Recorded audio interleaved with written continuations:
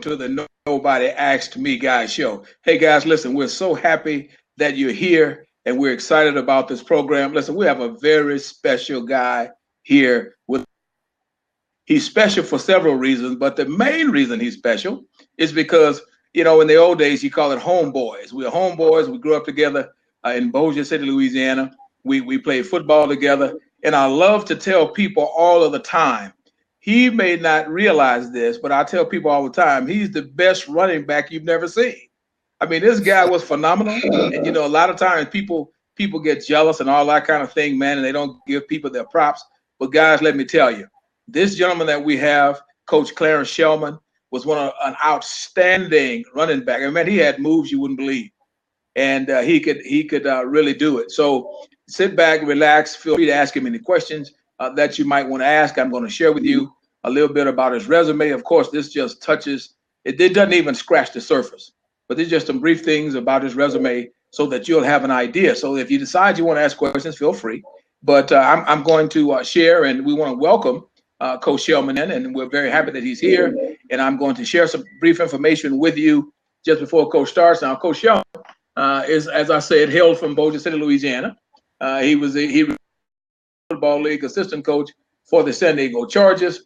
He attended Airline High School in Bossier City. He played football at the University of Houston, as well as he coached there as a grad assistant. Coach Shellman also did some educational work at Long Island University. He was working toward his master's degree at Long Island University. He has always been an educated gentleman, even from high school. And let me segue into this and come back to his resume. Coach Shellman epitomizes what we try to get young men to understand now. Is the simple fact that there's no such thing as a dumb jock. It's just those that don't apply themselves. So you guys have a man here that has applied himself. As again, 1975-76, he's a graduate assistant at the University of Houston. 79 to 1980, he coached running backs and tight ends for Army. 1980, 81, 81, 83, coached running backs at the University of Indiana. Then from there, 84 to 86, University of Arizona. So he's a real Renaissance man. I told you guys you were going to enjoy this. From 1987 to 1990, University of Southern California. And then with the Los Angeles Rams, who unfortunately, if you're a Rams fan, we know you may not be feeling too chipper today, but hey, what the heck? I'm a Saints fan, so you know how we feel. But in 91, with the Rams running back coach, 92, 97, Seattle Seahawks. Then, of course, all you Dallas guys, Coach Shellman, you may not be familiar with this, man, but people around here are still crazy about the Dallas Cowboys. So Coach Shellman coached the Cowboys running backs. He coached Emmitt Smith with the Cowboys, as a matter of fact, from 1998 to 2001. Then again with the Chargers. All of you guys see LaDainian Tomlinson on the NFL show. If you watch cable, LaDainian Tomlinson and Prime Time and possibly Shannon Sharp. I think Shannon has joined those guys recently, and so he's a real Renaissance man, guys. He's been around the league. He's well traveled, and we've asked Coach Shellman to just share with you guys anything that he's comfortable sharing. And we have some questions we're going to be sharing. But at this time, I've talked too much because we want to hear from Coach Shellman. Coach Shellman, good evening, and thank you for being with us. Well, good evening to you. And first of all, I'd like to say thank you to you and your audience for providing me a platform to talk with you guys and converse about my life, my career.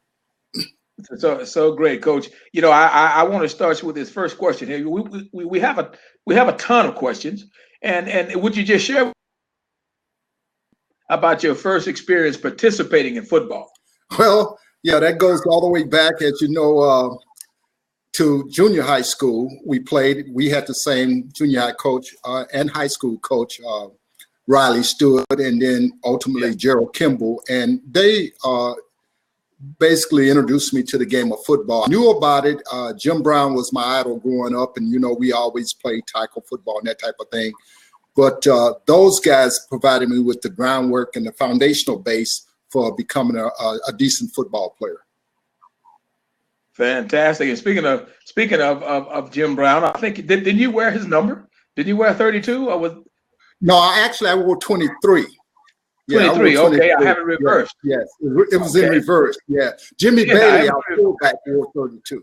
Jimmy Bailey wore 32. Okay. Yeah, Okay. yeah. Listen, Coach, let me ask you, how did you decide to attend University of Houston? Because during that time, we were just getting into quote mandatory integration, and a lot of athletes of color were not going to some of the quote at that time they were in Southwest Conference, SWC schools, etc. And from Louisiana, how did you how did you make your decision to attend the University of Houston as a Well, running back? I was fortunate enough to have a multitude of offers to play college football, scholarship offers, and also had some basketball offers. But I felt like I was better suited for the game of football. And doing so, my decision came down to the fact that because my mom was a single mom, I didn't want to go too far away from home, but yet I wanted to get away from the same area that I always lived in. Because reading early on in my life, I realized that there was a whole different world out there than the world that was just around the Bossier City, Louisiana, or the Arklatex area. So I thought by going to University of Houston, a larger school in a large metropolitan area, would provide me some insight into how to deal with a broader group of people. Fantastic. Well, Coach, let me just pause for a second and invite our guest in. We have two open cameras, and if any of you would like to jump on and FaceTime, we're going to call it FaceTiming.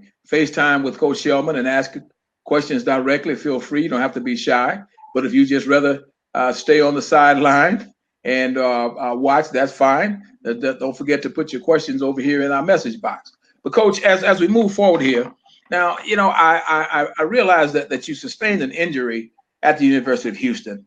And I know a lot of times injuries can be very devastating to us as athletes. And sometimes we kind of vacillate back and forth whether or not we want to continue in our sport. So at any time, did you ever consider maybe walking away from the sports arena Well, I after tell you after what, an injury? my whole attitude about, first of all, about going to the University of Houston wasn't just to play football. It was an opportunity to get educated and to give myself a better life than the one that I grew up in. So I, in my way of thinking, was trying to use football as a vehicle to better my life and not let it define who I was. Now, I wanted to go as far as I could in it because I understood that it could vastly change the fortunes of my family and myself. But understanding that the percentages are low, so low for people to play at the highest level, you had to have some type of foundational background to lead a different type of life if things didn't work out as planned. So while sure there was some hard days in football, but I never really thought about quitting the game per se. My whole object was to stay there until I get my college degree. Excellent, excellent, excellent. Coach, you know, can I segue a moment just on another subject since we're talking about sports injury? And this is certainly not what our conversation is on, but you know, there's been a whole lot of talk lately about CTE, the chronic traumatic encephalopathy, and some players and coaches are reluctant to talk about it. Some are not.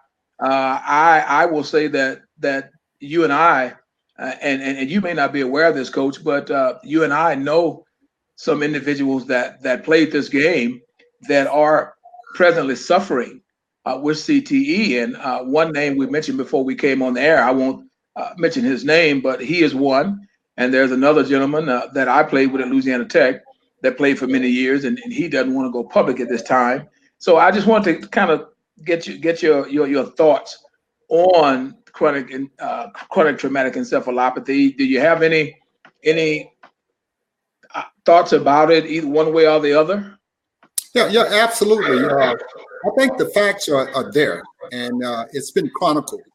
And unfortunate for me, as you had indicated, I know quite a few players who have I not only coached but played with, who unfortunately had this disease. When I was at West Point at the military academy, Dave Durson, a Notre Dame graduate, who I tried to recruit when I was at West Point, who ultimately went to Notre Dame, became a successful businessman after playing pro football for a number of years.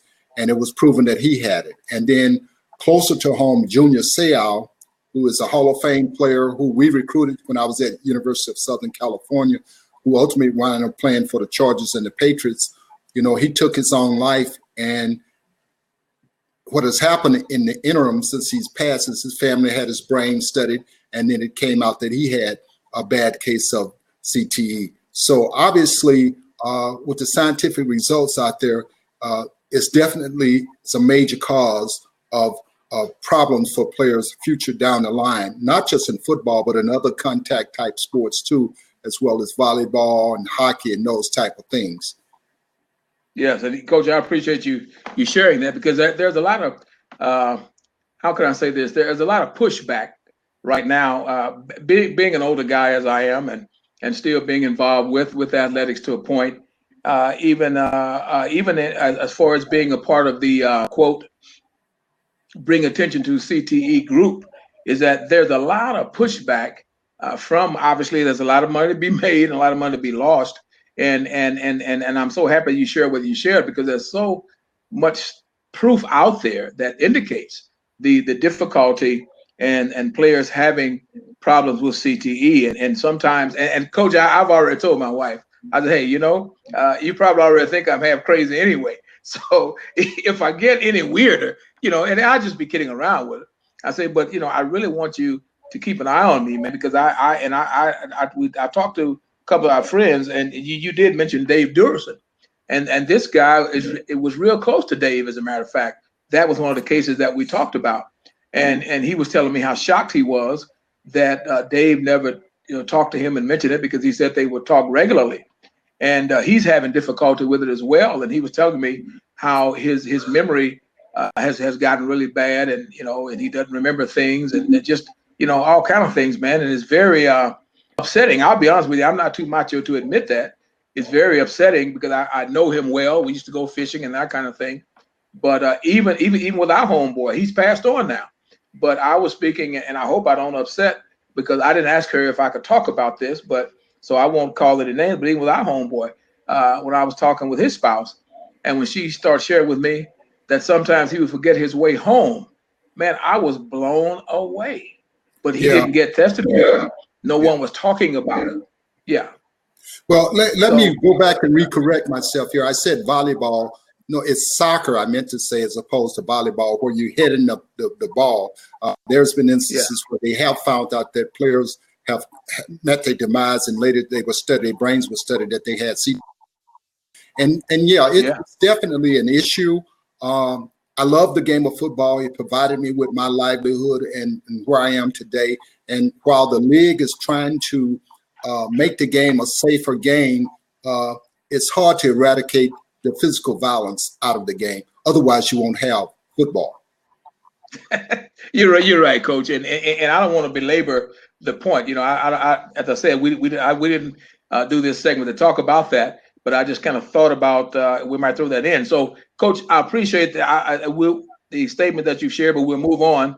Now, what prompted you to get into coaching as a profession? I know we talked about you've already alluded to about the fact of educating yourself and setting a better life, but can you elaborate on what interested you about and made you want to enter coaching as a profession? Yeah, absolutely.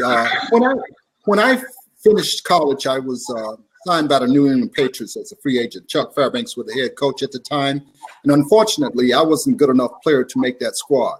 And once I was released, I came back, finished up my degree, and I was working for a large meat packing company called Rath, R-A-T-H, the one that had the little Indian head on it. They sell a lot of lunch meats and that thing. And I had a lot of the stores in the Houston area that I bought, and my job was to go out and get space in individual stores so that we could display our product. While it was a decent job, and I wrote the ads for the job and all those type of things, it would have been a nice career. Had I stayed with it, and I'm sure I would have gone up the line in it. But I wasn't passionate about it. So my whole thing was to try to find something that I was passionate about.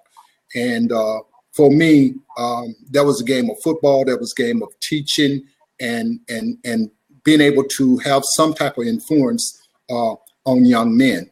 And so I was fortunate enough to get a job at the 5A level in Corpus Christi, Texas, working for Carroll High School as the offensive coordinator there. And we installed the veer offense, which my coach Bill Yeoman invented.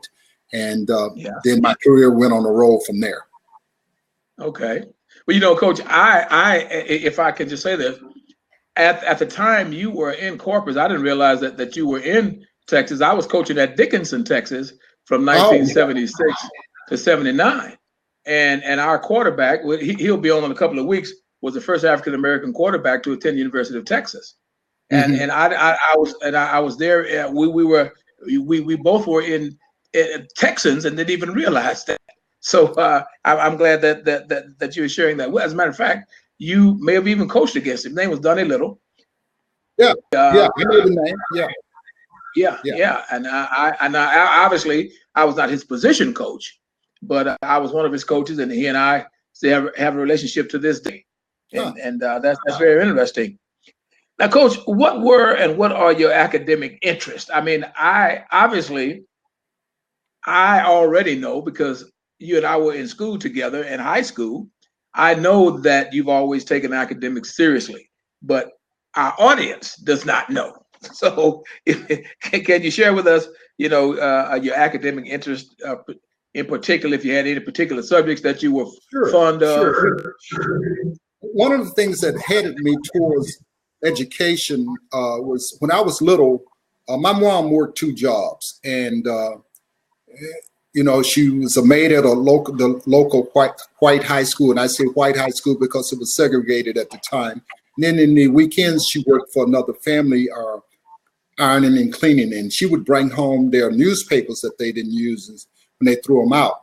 And I started reading newspapers that way, 6th, 7th grade, and I read about this couple who flew from New York to the south of France for brunch. Now, I had no idea what brunch was.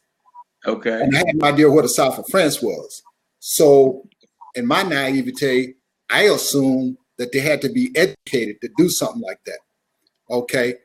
I didn't think that they may be related to the Melvin Rockefellers or people like that who inherit money. I assumed that they was educated. So it kind of, in that little instance of reading it, broadened my horizon, and I made me realize there was another world out there. And so one of my primary goals became, because no one at that time that I knew of had gone to college from my family, was to try to be good enough. And that's why I played all 3 sports, so that I could get a scholarship to go to college, because otherwise I wouldn't have been able to afford going. So that's kind of what set me on the path. And then once I got there, I hung around the sports information office all the time with Ted Nance. And I wrote poems in high school, and I was a decent writer. So I thought I wanted to be involved with sports information, like be an SID at a school and that type of thing. Because after practice and stuff like that, I would visit its office because I love reading the statistics and all that stuff. And eventually, I got it. That was my first major. But the requirements were you had to have 6 or 8 units of foreign language. And at that time, I could barely speak correctly English. So I got out of that with education, and I got my undergrad in education. And then when I was at West Point, I started working on my psychology degree and master's there. But then I became, from the freshman team, then I was moved up to the varsity team, and I didn't have time to finish my master's in psychology. But I did learn another language, because when I retired, I took up Spanish for a year while in my first year of retirement. Yeah. Oh man, listen, this is a great story. I mean, I could talk about this all night, because I see I have some viewers nodding their heads, but hey man, listen, that's a great story, and the stories that our young people need to hear, regardless of race, creed, or color, because as we all know, that there are difficulties in the world and that are worldwide, and it's really a story that they need to hear. And I am very, very, very adamant every chance I get, Coach, to share that story. Did your academic interest assist you in your coaching preparation? I mean, I know a lot of times we as athletes, whether people say it out loud or not, Coach, athletes or have been labeled as being dumb jocks or only able to further their movement in the academic realm if someone gives them grades. So this question is posed because I just kind of want to know, how did your academic interest assist you in your coaching preparations? Well, as you know, and I don't know if your viewers are aware of it, all coaching is teaching, right? The ability to communicate and to transfer information that you want an individual to learn and then ultimately go out on the field and perform. And whereas what I found is some players, you can be on the board, use the computers and what have you, and they don't put them out on the field and they understand it and they get it, and vice versa. So to me, the mark of a good teacher is very much like the mark of a good coach. You put your students in a position to succeed. You find what it is that help them to succeed, because you can't teach everybody the same way. They all learn differently. You have the whole part method where you give them everything at one time, or you got the part whole method where you piecemeal and give it to, and you have to find out what it is and how these people learn to be able to transfer that information and then ultimately to get them to go out and do the job on the field.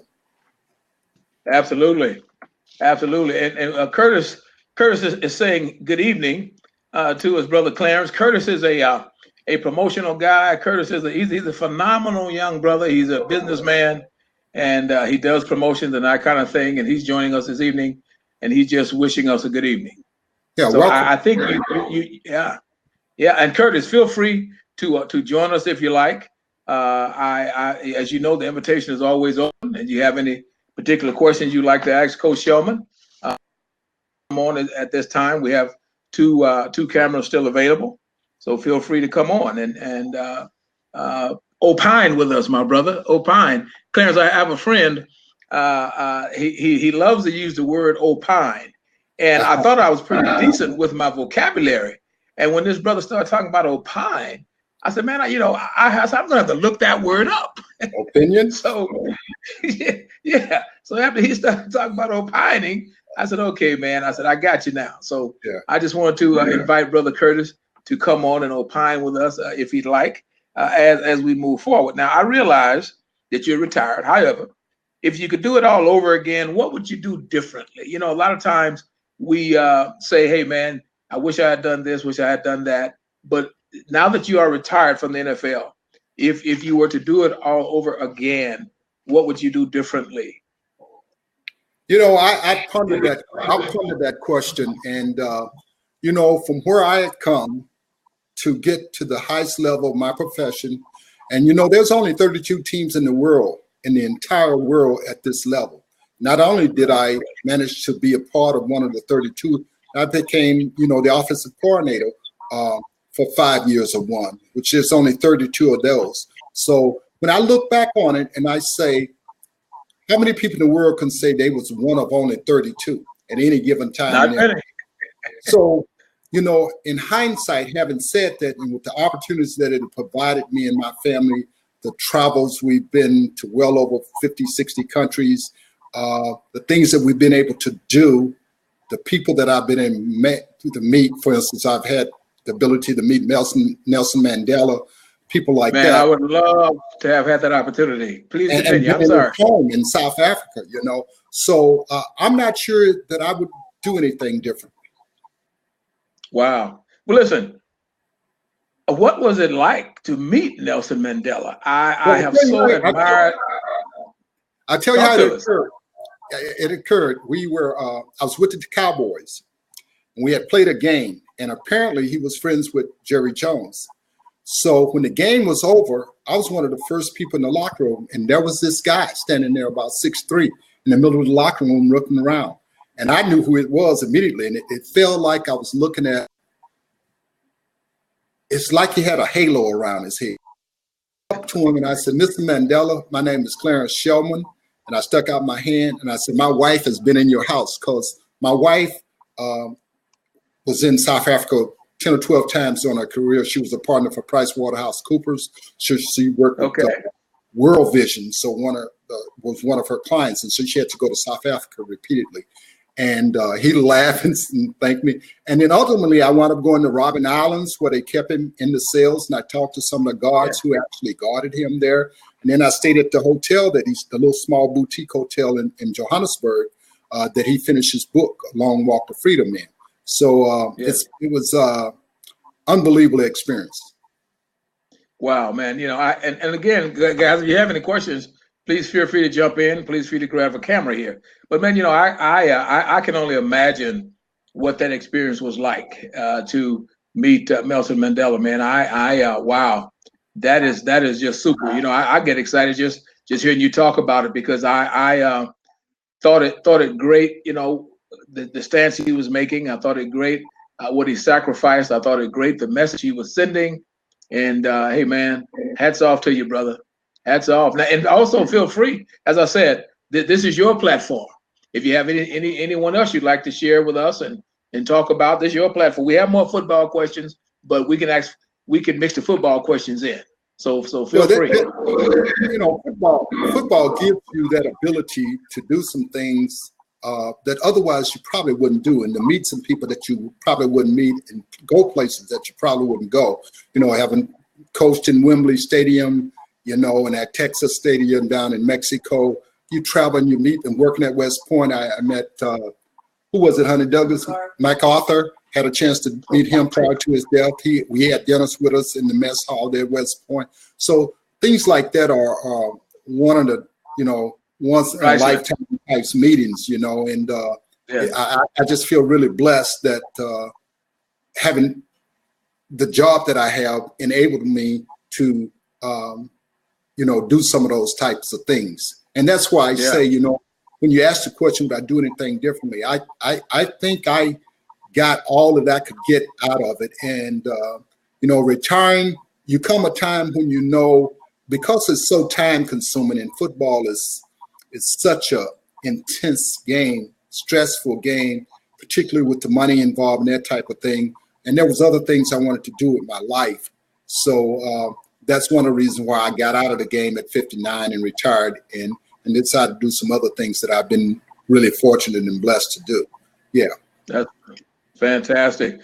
Clarence, I'm going to ask you a very mundane question that everybody likes to ask.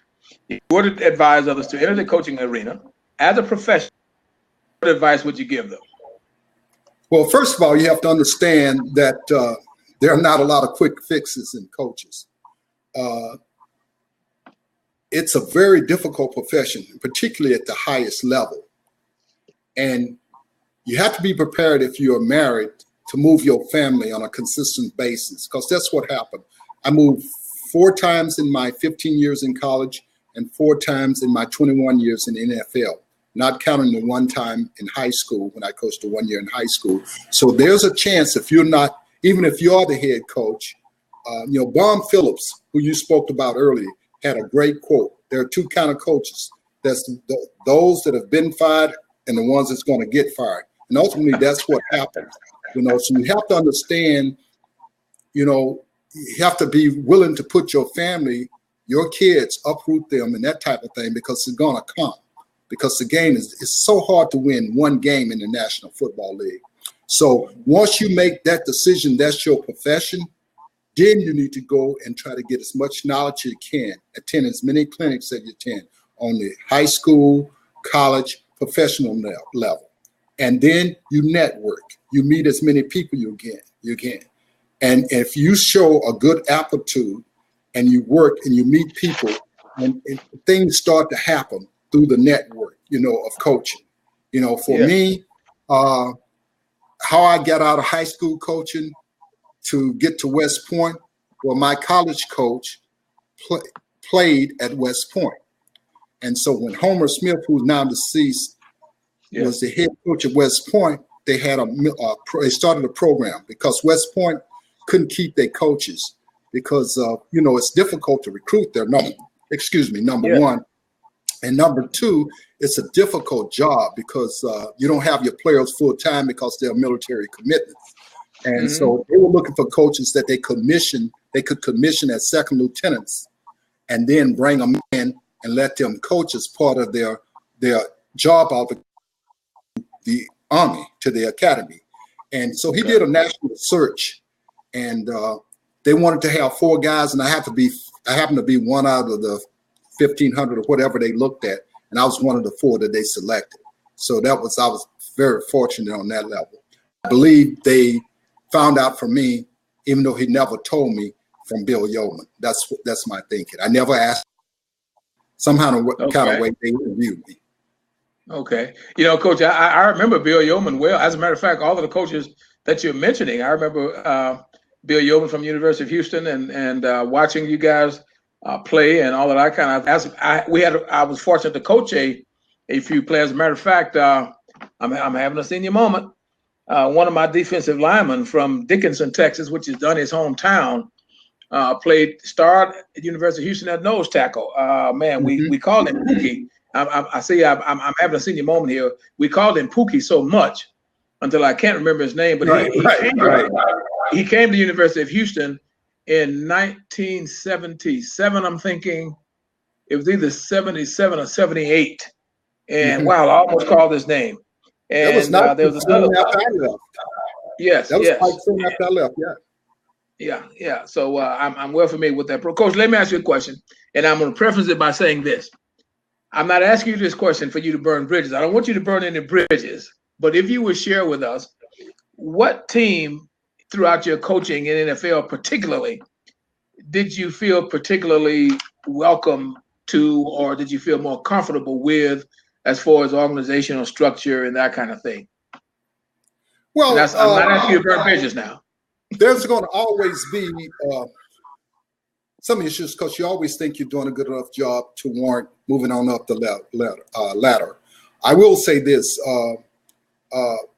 When Jerry Jones brought me to Dallas, I had other options, and he pretty much made it too good to turn it down. Plus, I want to be near my family in Bossier City, Louisiana, so they could come to the Cowboy games, that type of thing, and kind of share in my career.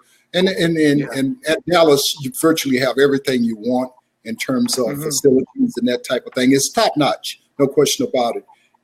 But here at the Chargers, I was here 10 years, which is longer than any team I ever been with.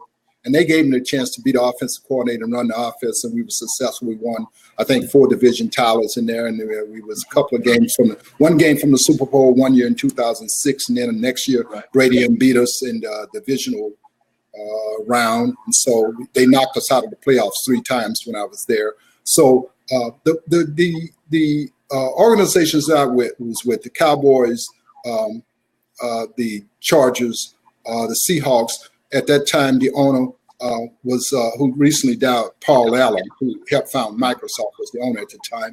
I never really had any problems there either, because typically the owners don't make decisions in regards to what's going on with your coaching staff until you start talking about who's being the head coach. So typically what happens is the head coaches who hire you to see the job that you've done and then move you up. And I will say this, Marty Schottenheimer was the head coach with me when I came to San Diego.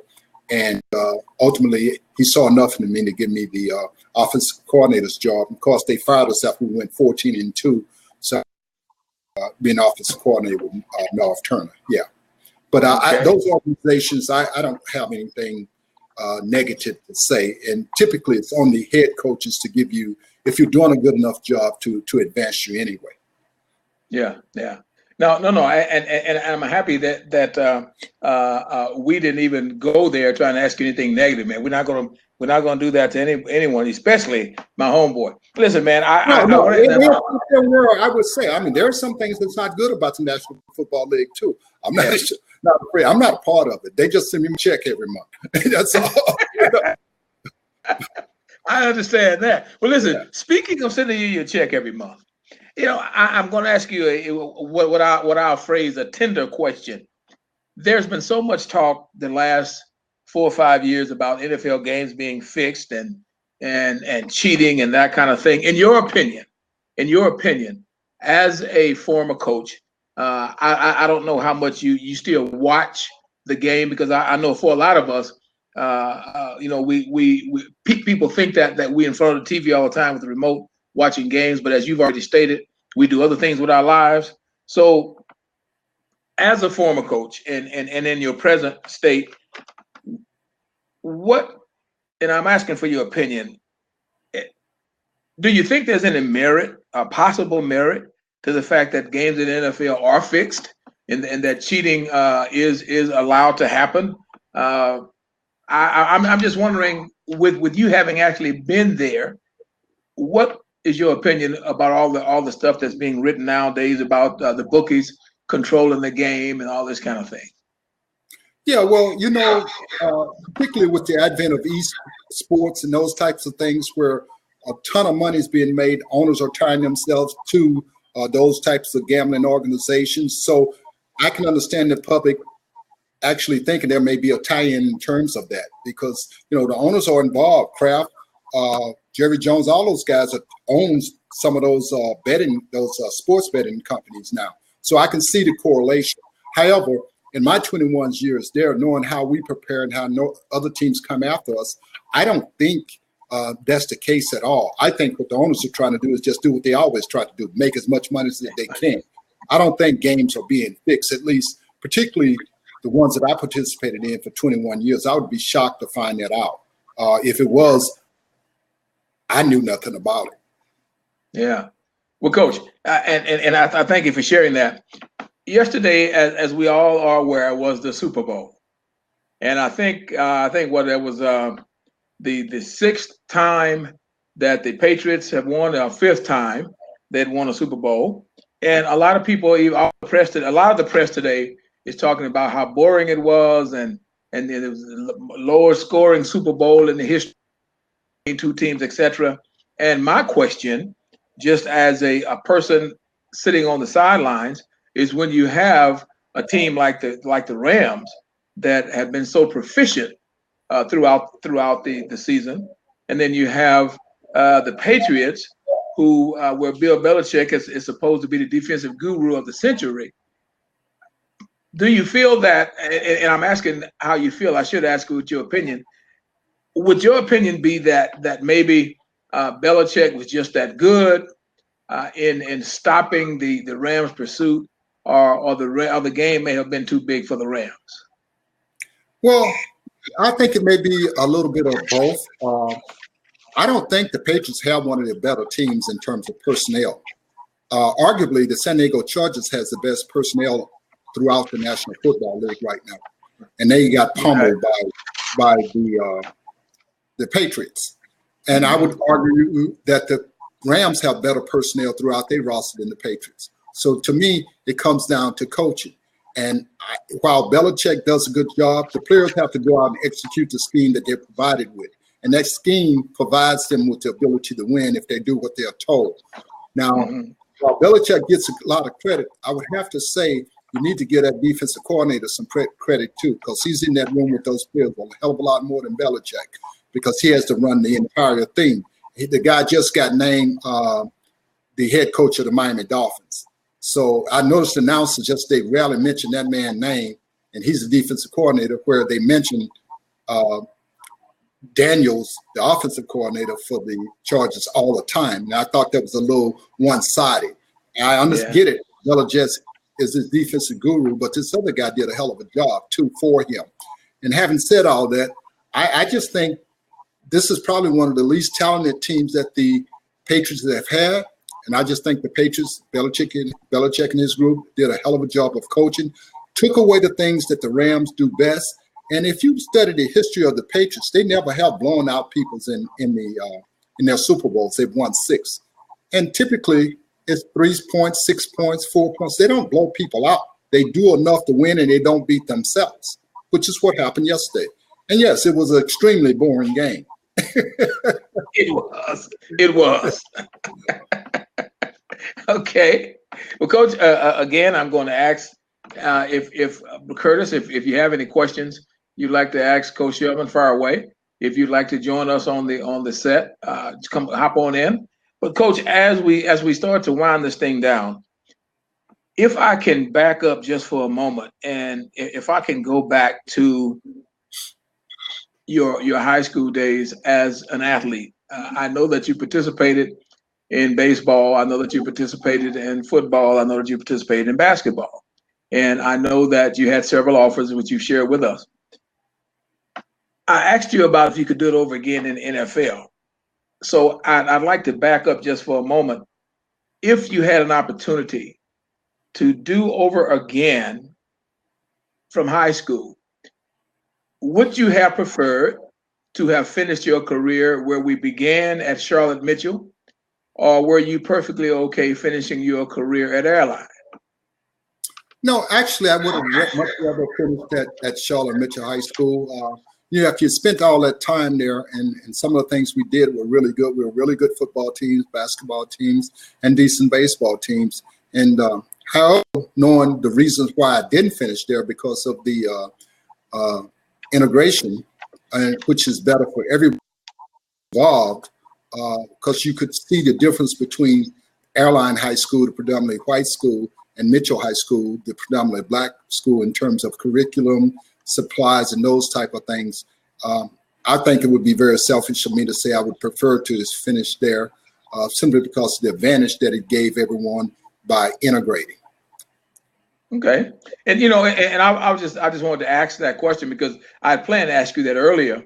I'll be the first to admit as well. I mean, it gave us opportunities that we may not have been afforded otherwise. However, I know that we both are near and dear to Charlotte Mitchell and will always be until Gabriel blows his horn for us to make that exit. But I always ask that question because there's a lot of back and forth among some of us that are here as to what would we have preferred and why and that kind of thing. And I just wanted to ask you that as well. But Coach, as we wrap it up, and last thing I want to ask about coaching, and everybody always asks the question, what advice would you give to young people? And you've given great advice throughout this conversation. However, if there was one piece of advice, and I know all of us have several things that we share with people all of the time, but if you had an audience of 100 children sitting in front of you, and they were wanting to know about why was it important for them to educate themselves, and they were all blue chip athletes. They all had scholarships basically to wherever they wanted to go, but they wanted to know why was it important for them to concentrate on their studies. What might you tell them? Well, number one, I lead off is you need to find something that you're passionate about. That's something that you're willing to give your all for. And if you're passionate about something, typically you're going to do your very best. And when you're talking about being an athlete as opposed to being a student, and then you think further on down the line in your life as you become older, you understand that athletics is for the here and now. Down the road, there's so much more life to live. And it doesn't take but one play, and you may never play the game again. Whereas if you educate yourself, that education can take you to numerous places, not only career-wise, but travel-wise and this type of thing. So that's something that can never ever be taken away from you. Whereas your athleticism, it doesn't have to be injury. At some point, you're gonna age where you can't play a particular sport again. So education gives you a leg up on life. Great, Coach. Coach, in closing, you mentioned you used to write poetry. I did not know that. I'm a poet myself. I've published 4 poetry books. I've been blessed to have had a modicum of success with it. However, I'm asking that question not about me, but about you. What interested you in writing poetry? Because I want to preface this by saying you and I both know that during the time we were in high school, it wasn't necessarily thought of as being macho to write poetry and that kind of thing. However, which was very naive on the parts of a lot of people. So if you would share with me, what kind of interested you in writing poetry? Well, as I said before, I really like reading. I like reading. And while it was poetry for me at the time, mine was all about rhyming, and not the rhyming in the rap sense, but just making words rhyme. Okay. Now we both know that real poetry doesn't have to have rhyme at all. Right. It's what the words are communicating and how they are written so that they communicate what you to elicit a feeling and how you put it out there. So and having reading so much, I have all kinds of particularly Black books, first editions, and in fact, one of our books, my wife and I books, is taken by the Afro-American Museum up in Washington, D.C. They took the book. We asked them if they was interested. They sent people down and picked it up. So excellent. It opens up a whole world to you when and poetry is one of the ways to open up that world. All right, Coach. I lied. That was the first question I wanted to ask you. Was tell us about the how you help the local kids. I know that you have an organization that you work with. You have someone here assisting you with that. Please talk to us about that. Then I'm going to let me you and go. my wife, we started a scholarship fund. I don't know what, honey, 18 years ago. How long ago it's been? 18 years. And it's called the Ruby Shellman College Scholarship Fund. It's named after my mom. I wanted to do something for my mom, and at one point we had talked about it, and finally my wife Nancy said, "Hey, you don't have to be a head coach to do this." And because I was waiting until I'd be a head coach, I thought I could generate more funds and that type of thing. Well, what we decided to do, we invested wisely, hence my early retirement, and we did it on our own. We take our own money, we put it in stocks, and the stocks grow, and then we transfer the money over to a scholarship fund. And one of our very good friends, who Irma Dillard, who went to school with her, her actually lives out here in San Diego. She does? I didn't know that. No, her brother, Albert. He lives in San Diego. Okay. Yeah. Okay. At any rate, she is very active in the community and in the church there in Shreveport and Bossier City. And so she gets these students from the church. They write us, and they send us their grades, and they tell us why they feel like they're worthy of Ruby Shellman Scholarship Fund. And and it's not really based on their economics, because we don't want to penalize people who've done well in school. And over the years, I guess we've done 20 plus, and it could go anywhere from $500 to at some point $2,000, as much as $2,000. And if they keep doing well and they send us their grades after they've gone to college, then once they're in college, we keep redoing the fund. We keep sending them money. And one of our good friends, Gloria Williams, her nephew is at Grambling right now, who's been a benefit of our fund. And so that's something I'm very proud of, because it's a way for me to pay gratitude to my mom and to help, because there are a lot of students, all they need is a little bit of help, a little push, and they can go a long ways. And so and I'm proud of that. And then the other thing we do is we help another girl,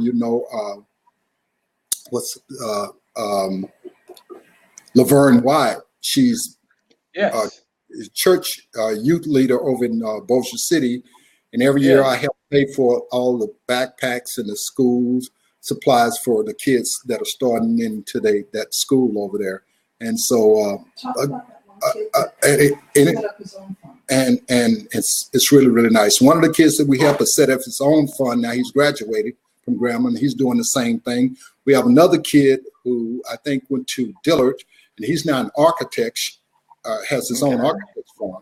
So it's something we're proud of. And we don't ask anything of them other than to go back in the community and pay it back. Right.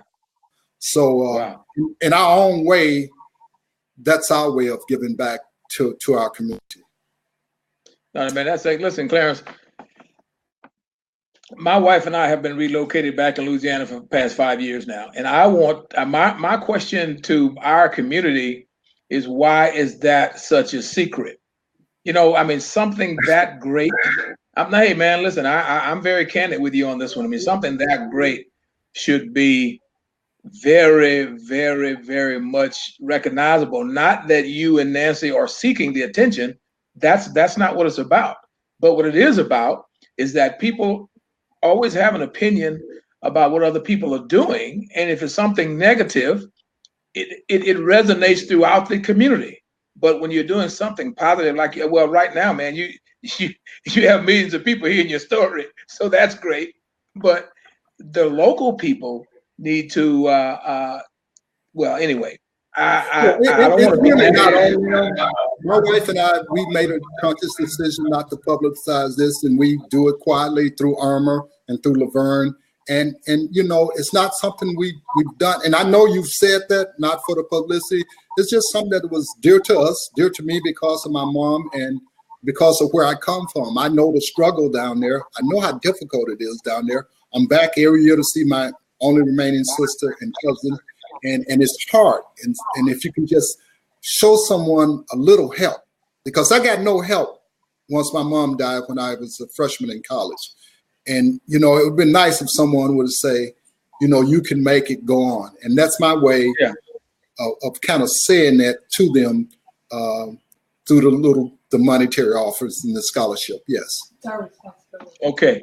And might I say, Clarence, I want to go on record saying very, very simply is that I remember your mom. I remember the tragic situation that happened with your mother. I remember you and your perseverance. I remember you looking out for your sisters and your younger brother. And I remember the tragedy that happened with him as well. Yeah. And so I say to you, is that it's not on you and Nancy to publicize it. It's for the community to say thank you. And so I'm going on record, man. I'm going on record just simply saying is that I'm going to have to make some telephone calls to some powers that be, brother, because people spend so much time, Clarence, and you know it, man. People spend so much time trying to find flaws and chinks in your armor instead of saying, hey, it's a great job, keep it up, you know, we really appreciate it, and we're proud of you, etc.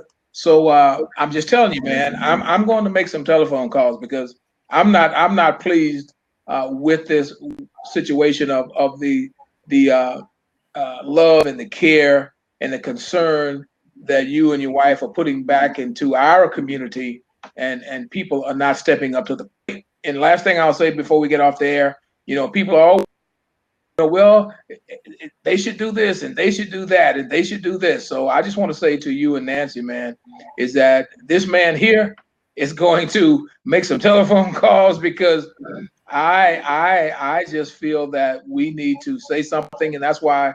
And I didn't let you finish when you were talking earlier when I was talking about reunions and that kind of thing. I'm talking about there should be recognition because people appreciate what Clarence Shellman is doing. Not that you're seeking that, not that you even want that, but with the state of affairs, and let me just say, this is not a political talk, but with the state of affairs and with our current president in office and with all of the racial divide and that kind of thing, and with people spouting false information and talking about all people want is somebody to give them a handout and things of that nature. And you have people like Clarence Shellman that's stepping up to the plate along with his wife, and you guys are doing positive things, then that is what's newsworthy, not all of the negative craziness that's going on. So I'm going to have to make, as a matter of fact, the mayor of Bossier City should be presenting you the key to the city, man, things like that. You know, you're a local young man that have done well. Hey, I'm serious, man. Hey, I'm serious. But you know, Melvin, from my point of view, helping people, like I've been on the board of the San Diego Food Bank for the last 6 years, and we feed about per month, 35,000 military. It's more about the satisfaction that you get from knowing that you've made a difference in someone's life than all the other stuff. Nobody has to know. And you know, a lot of people think you have to have a lot of money to do. You don't. You know, if, whatever you have, if you can just give a little bit to help other people, then you're doing something. You're doing something worthwhile. And that's really all I really care. I don't, you know, I've been coming back and forth there for all those years, and that's never been an issue for me, you know, because I know what I'm doing. I embrace exactly what you're saying, and I promise you I'm going to stop after this. I embrace exactly what you're saying, but that is my exact point, is that the young people in our community need to know that there are people like Clarence Shellman. They need to know that. I've been back in town 5 years. We do some things here, but I'm one person. Then there's Clarence Shellman, and I'm sure there are others. So they need to know, man. And I'm just going to have to make some calls to the mayor. I'm sorry. I'm sorry. I'm just going to have to do it. Well, I So, certainly enjoyed talking with you. I hope your audience got some insight, and I really, really, really appreciate it. And let's stay in touch. well, hey, man, let's do that. And I do want to ask because Brother Curtis, thank you very much. Curtis is saying it was an awesome show. He really appreciated it. And Curtis is agreeing with me with some of the things I'm saying to you. If individuals, well, probably if you want to refer them to Irma, or if someone was interested in knowing more about your scholarship, once I talk to the mayor, etc., we were interested in more about the scholarship. I don't know, maybe something you may want to send to me privately. You may not want to mention it on air, but if you want to mention it, please do so.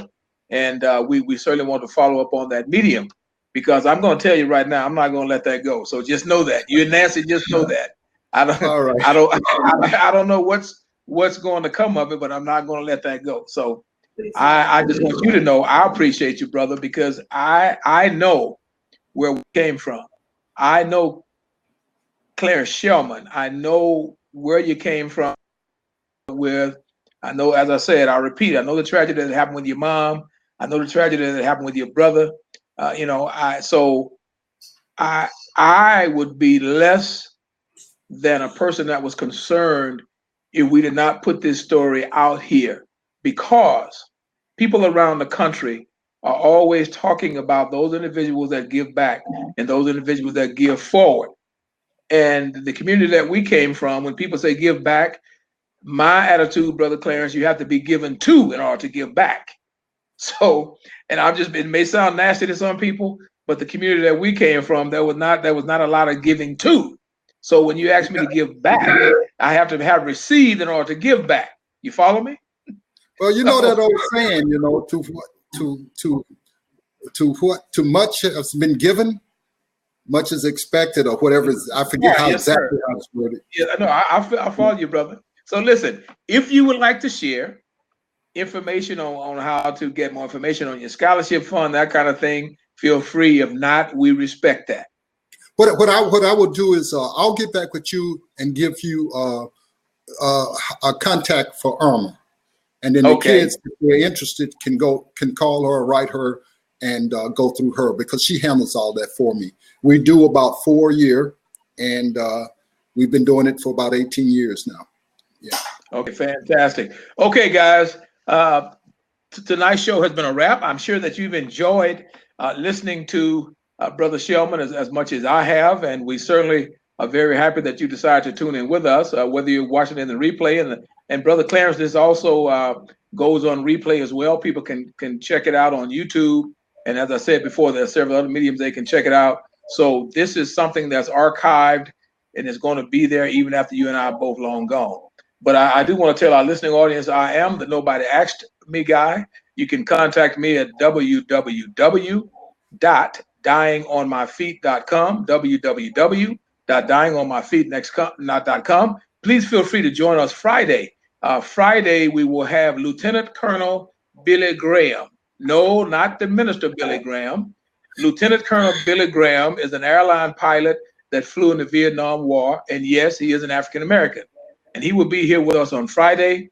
Joining Billy Graham on Friday will also be Mrs. Elaine Steele, whose dad was a Tuskegee Airman, and she was a co-founder of the Rosa and Raymond Parks Institute, and Mrs. Anita Peak, who is the executive director of the Rosa Parks Institute. So you will have, in addition to Lieutenant Colonel Billy Graham, these two great young ladies, and they're going to talk to you about Rosa Parks. So guys, again, help me thank Brother Clarence Shellman for being here, and we're very proud that he took the time, and he's very vigilant along with Nancy about what they're doing, and we will all tell him together, we are going to have to look into this whole process because he's doing a great work. So Brother Clarence, with that, I'm going to bid you adieu and say good night, and we really thank you and Nancy a bunch.